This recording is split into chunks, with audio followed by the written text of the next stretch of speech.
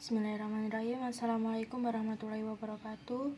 Saya Siska Amelia NIM 402200082. Di sini saya akan menjelaskan tentang Perjanjian Hudaybiyah.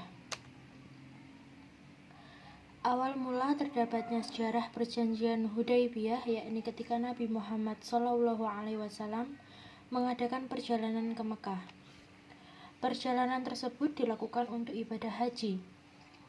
Sebanyak kurang lebih 1000 orang berangkat menuju Mekah pada tahun 6 Hijriah 628 Masehi. Nabi melarang membawa senjata kecuali binatang kurban dan pedang untuk memotong binatang. Selain itu, kaum muslimin hanya diperbolehkan menggunakan pakaian ihram. Berita perjalanan Nabi Muhammad SAW dan rombongannya untuk menunaikan ibadah umrah ataupun haji itu akhirnya sampai kepada kaum Quraisy. Setelah mendengar kabar tersebut, kaum Quraisy menyiapkan sekitar 200 pasukan di bawah pimpinan Panglima Khalid ibnu Walid. Nabi Muhammad SAW berupaya mencari jalan lain dengan mengitari pegunungan agar tidak bertemu dengan kaum Quraisy. Setelah menempuh perjalanan yang amat melelahkan, akhirnya Nabi Muhammad SAW dan rombongan tiba di suatu tempat, yaitu daerah Al-Hudaybiyah. Nabi Muhammad SAW mengutus Utsman bin Affan kepada pemuka kaum Quraisy untuk melakukan sebuah perundingan. Perundingan tersebut menghasilkan keputusan yaitu hanya Utsman bin Affan yang dapat melakukan ibadah umrah ataupun haji.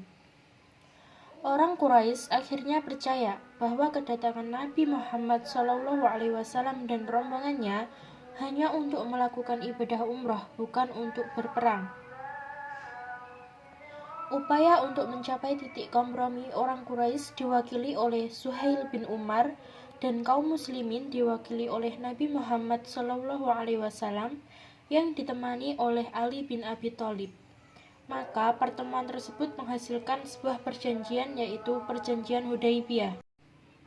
Isi dari Perjanjian Hudaybiyah yaitu 1. Gencatan senjata antara Mekah dan Madinah 10 tahun.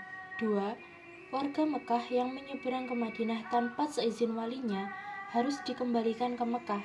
3. Warga Madinah yang menyeberang ke Mekah maka tidak boleh kembali lagi ke Madinah. 4. Selain warga Mekah dan Madinah dibebaskan memilih untuk berpihak ke Mekah ataupun ke Madinah. 5. Nabi Muhammad SAW dan pengikutnya harus meninggalkan Mekah, tetapi diperbolehkan lagi kembali ke Mekah setahun setelah perjanjian tersebut. Kaum muslimin merasa kecewa atas hasil perjanjian Hudaybiyah tersebut. Mereka menilai perjanjian tersebut merupakan suatu kelemahan dan kekalahan.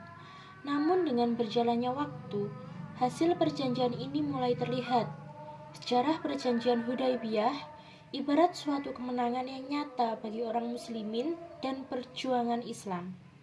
Sekian presentasi dari saya. Wassalamualaikum warahmatullahi wabarakatuh.